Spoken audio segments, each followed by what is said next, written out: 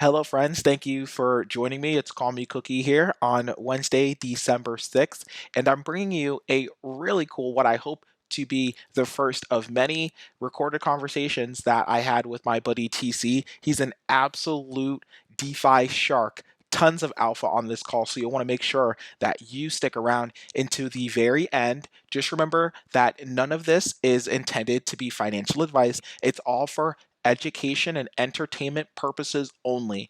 Now, do me a solid, please hit that like button and subscribe to make sure you get all of my latest and greatest videos as they release, and have a great one. Catch you later. Oh, yeah, good. All right, so that's Nasana. That sounds dope. I did poke into this a little bit here because I've gone through everything, like everything in our notes. Mm-hmm. I've gone through and I've looked at it. I bought some bonk. I'm still sizing up Mm-hmm. guac, even though guac looks really, Yeah. really, really interesting. But yeah, all right, yeah, let's keep going. Let's keep going. You're cranking now.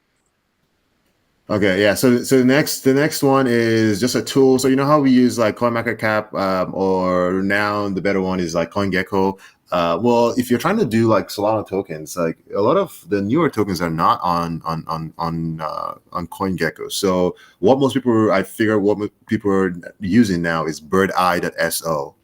So that's where you get to see like coins that were like created yesterday or 24 hours ago. And if you're really trying to do like ape and snipe like real coins really early, that's where you should be. And you can look at the find gems on the right. There's like the tabs for finding gems and doing other things. Yeah, you can click on Solana to limit it to Solana tokens, and that's where you can see like the trending tokens and oh, nice. So what I was saying was cool was that I just looked at the BONK price, and so there's the meme or the narrative that BONK is a levered bet on Sol, and so I think that is really true. Like I will not be buying more Sol. Like if I wanted to buy more Sol, I'll just buy BONK. So like that's like kind of take me into your brain on that. Let's unpack that a little bit more. Okay. Yes, let's unpack that. To unpack that, I'm going to show you this tweet I saw. I do. I'm going to explain what I mean by this. Bonk is the new Doge. I like at first impression, what you just said does resonate with me. But yeah, I want you to elaborate.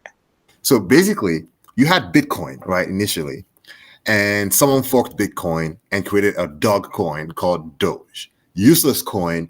And Doge has been, in my opinion, the best performing crypto ever made, even more than Bitcoin. You know why? Because there is no metric under which, apart from decentralization, there is no other metric where even Bitcoin exceeds Doge. Like, you know how people do like the whole, like, Bitcoin is the best performing asset in the last 10 years, 20 years. No, that's Doge.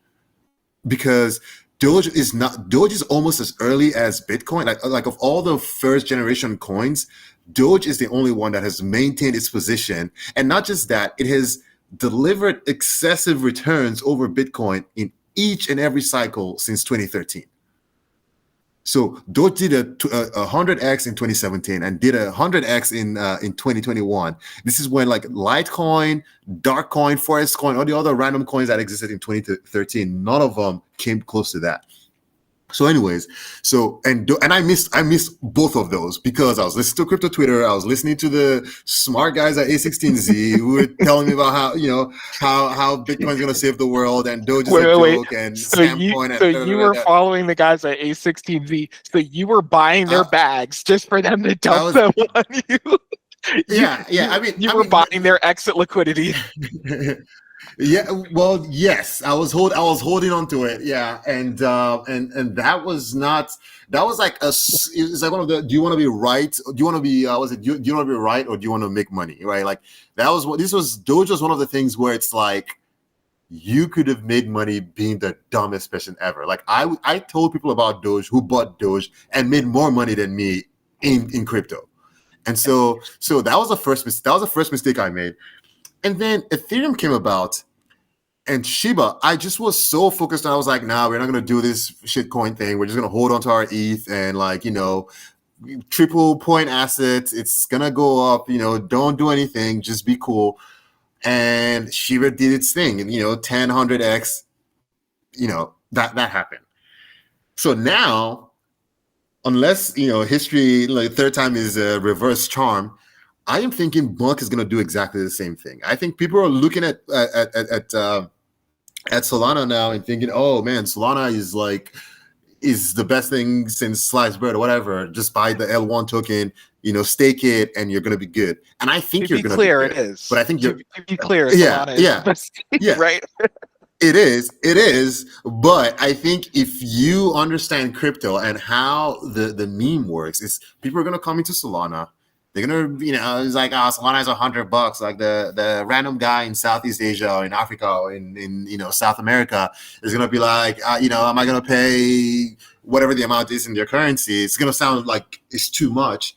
And BONK is gonna offer the promise of the same returns, but at a smaller unit price. And unit price bias, I think we've spoken about this before, is like freaking pervasive in the crypto industry, right? So that's that going for BONK. Now, the second part is that BONK, unlike Dogecoin holders and Bitcoin holders, had no synergy. There was no relationship between them. It was just like kind of the same. It was almost like the Dogecoin people vampire attacked the Bitcoin narrative and brought it to Doge with a smaller and unit. Turned it into a video game, which the Bitcoiners, exactly. The Bitcoiners hate anything that isn't Bitcoin. So just the simple fact that it was a Bitcoin fork, it was like, come on, right? Yeah.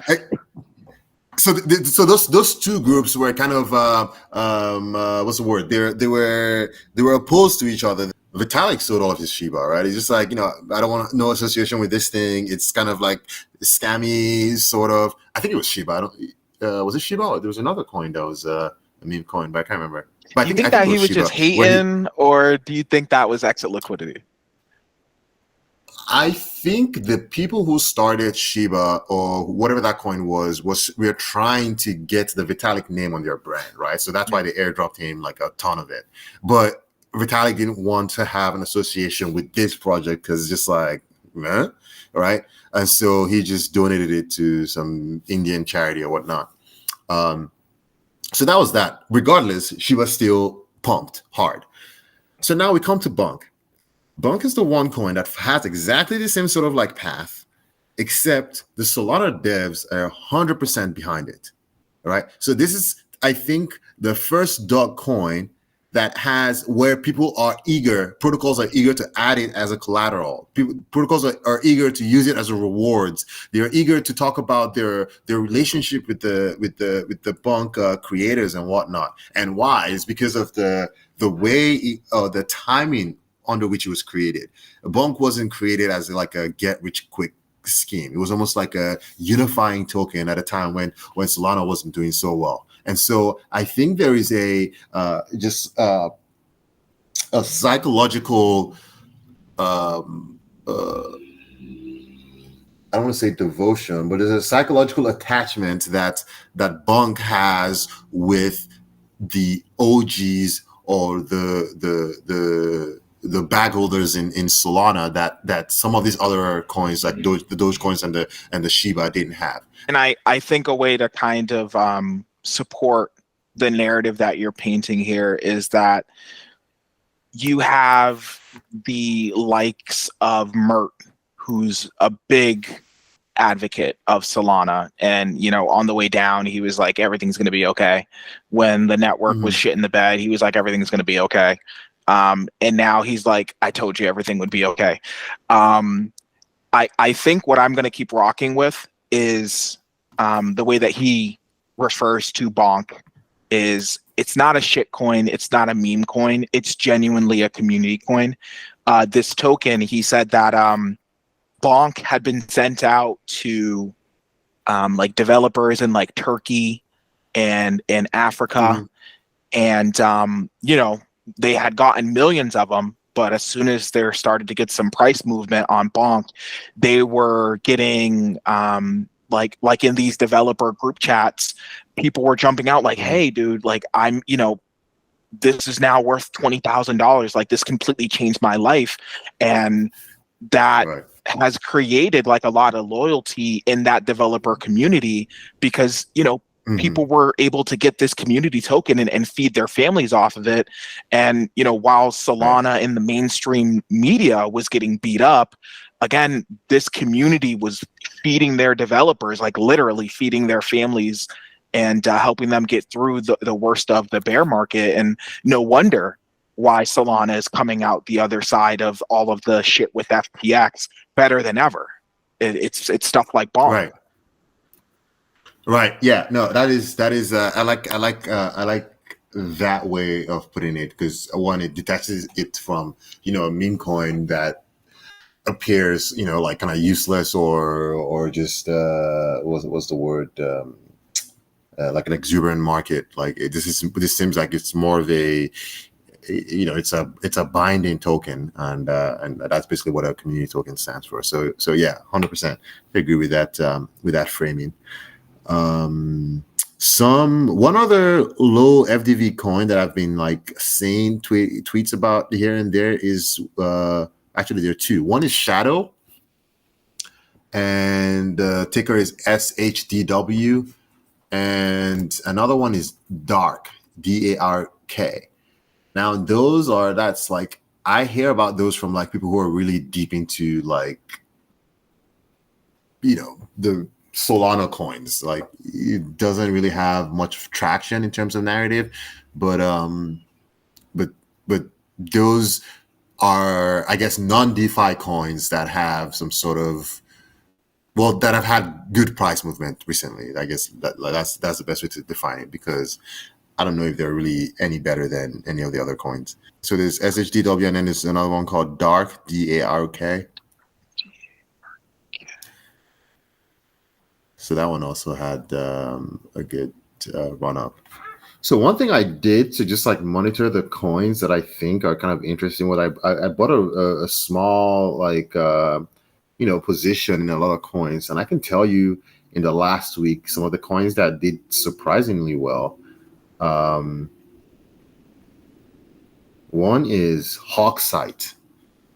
And Hawksight, I didn't really like because I didn't find their UI to be that great, but the token did like a 4x or whatever in the last week or two.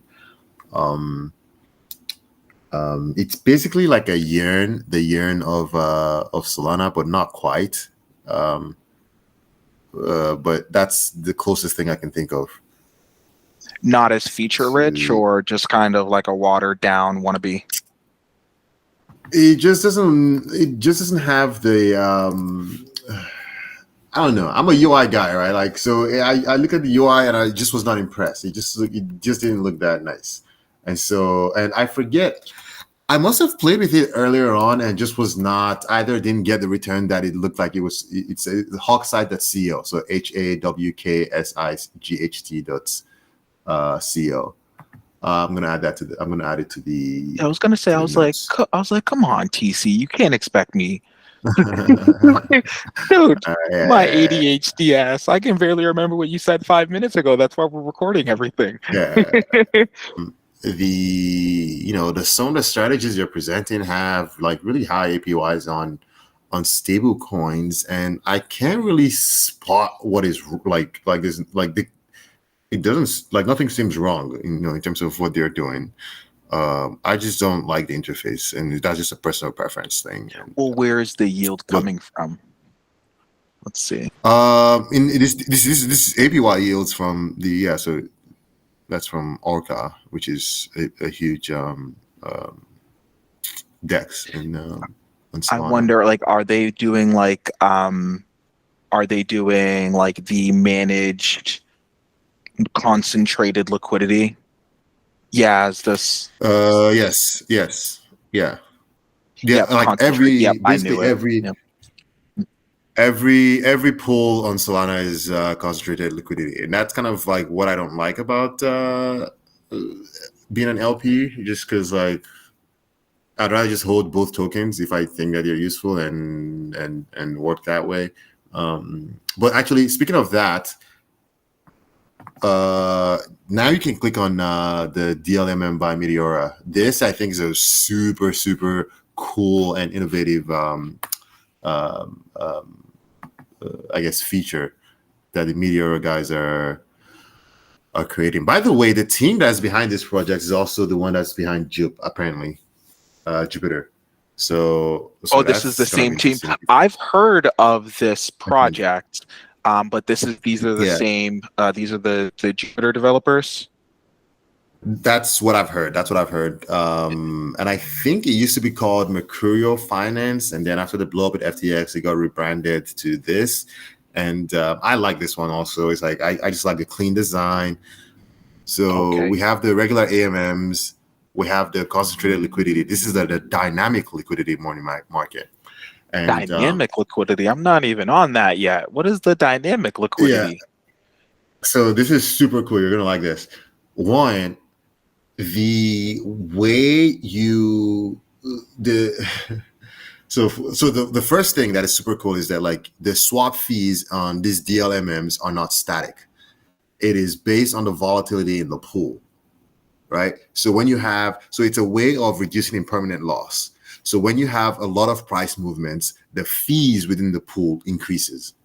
So volatility exacerbate like an exacerbation of volatility increases the fees that you pay to LPs.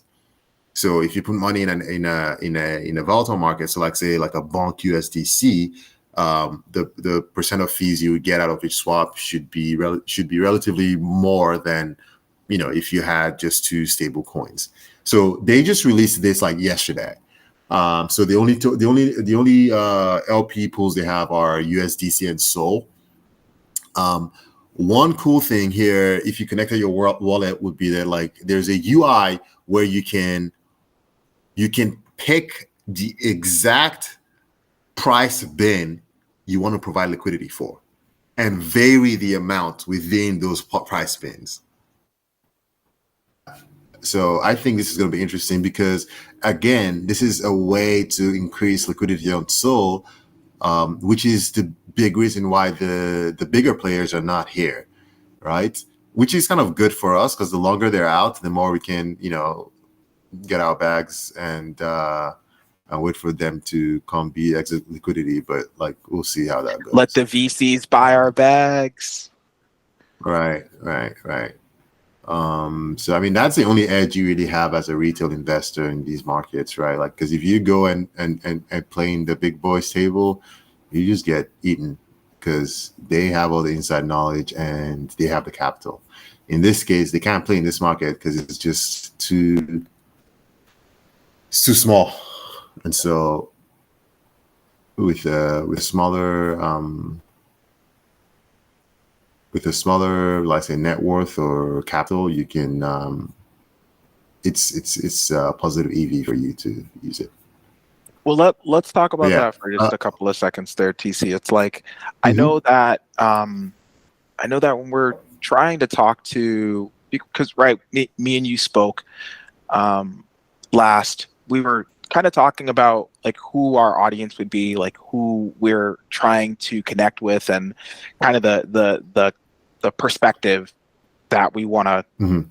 take with the content that we're making here. And it's like, I don't want folks to hear that playing in the same waters as the big VC sharks will get them eaten up, because it definitely will. But I think I want to point out the reason why we're sitting here having these conversations is that even though you and I aren't very high net worth individuals, we focus on having our 9 to 5s and pumping as much money into crypto as we possibly can. And we're having these conversations because we know that being early,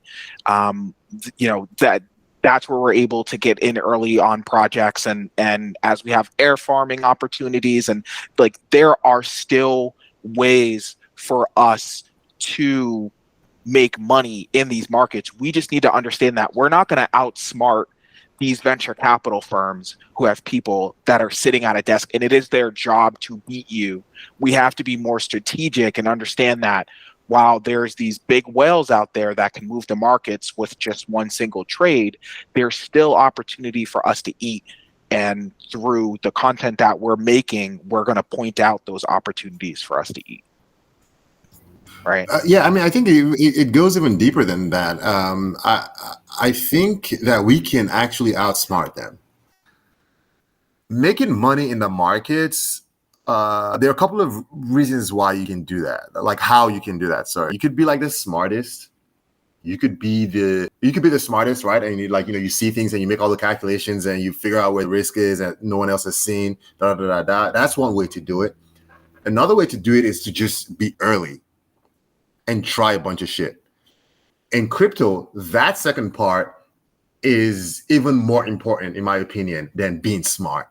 Like you could have been smart in 2021 and decided that, you know what, Bitcoin is the thing. Bitcoin is going to be the biggest thing in 10 years. But you'd have lost money in the last 2 years, right? Whereas someone who wasn't smart but like got into Bitcoin in 2018 or end of 2018 just because that's when his friend told him about it, they're going to make more money than you, right? And so there's a timing component to crypto that I think is hard for the VCs to outcompete a regular person who is actually interested in this space, because VCs, there are a few VCs that are convicted about the space. You have the Freds and the Freds from, I'm not sure how familiar you are with Fred. Where is he? I forget his VC firm, but he was writing things about it back in 2013, and it's like you have those people, those like really hardcore, like the master capital, no, not master, multi-coin guys, right? Where they just have like deep conviction at a very low price and they can go in so hard. But like most other like so-called VCs and big money people, they have, their professional reputations to guard, right? So a lot of times they have a wait and see approach. They want to see what's gotten traction before they invest, right? And secondly, even if they think something is great, sometimes the liquidity in the market makes it such that they can't deploy. Like no self-respecting VC is going to deploy into guac, right? At with 100,000 liquidity a day. Like it's just Why going to take them so not? long. They're trying to deploy 30 million, right? And the FDV of this whole thing is 30 million. They're not going to buy the whole thing, right? So they need to be able to get in and get out. So size is actually a deterrent from some of these firms getting into the market. And that's why you see a lot of like shitcoins is all like retail. It's not so much that there are no VC gamblers. They are, but there's just nothing that can eat up the liquidity. There's not enough liquidity for the kind of money they're trying to pump in, right? And that's why you always hear the complaint about, Sol has a low TVL. Like there's nothing you can do. Like you see all the OG ETH guys, they're like, I couldn't possibly trade on drift because just each of them has like 200 mil. They're like, okay, what can I buy with 10 mil at a go without taking a 10% in slippage fees, right? So they can fundamentally not participate in the market just because of their size, and that is alpha for people who think that there is value here, and who can deploy because they don't have as much money. So I think the point you made is correct, but I think there's also like more to it in that like these people are not always that smart. Like a lot of people that make money in crypto are more lucky than smart, and that's why I think being early is more important. And I'm saying this on on the regular 4-year cycle. Obviously, if you take a step back and think longer term, then you kind of want to be smart too, because Bitcoin is probably going to be a good hold regardless. Well, to your point, yeah, you're definitely accurate. Is that there always needs to be somebody to bootstrap the projects. I mean, that's how most of the millionaires. That's how a lot of the millionaires, from just average Joes like you and I, have really made out in the crypto space. It's by being early, by having conviction, by playing with things that others aren't willing to. I think that one thing that is really understated in crypto, being like crypto natives like you and I are, crypto's hard. Like being in crypto isn't easy. And then on top of that, I mean, I feel like I can speak on this more than most because um, Mhm. trying to create content in crypto is hard.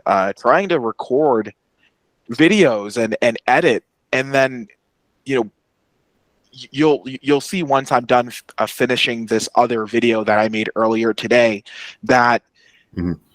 even trying to interact with protocols and have your wallets work properly, onboarding, offboarding, and then there's making sure that you don't get rugged. Crypto is hard, and I think to Mhm. what you were just Mhm. saying is that you know being willing to be wrong, being willing to potentially put your money into a rug, but being smart enough to not put your life savings in there, or being Right. crazy enough to put your life savings into a potential rug, have it not be a rug, and then you make millions. It's like there's so much emotions that you have to kind of cope with in crypto. But if you're brave enough to to stick through it and play with things before anybody else is able to, more times than not, if it isn't a rug, um, you know, it works out in your favor. It works out in your favor.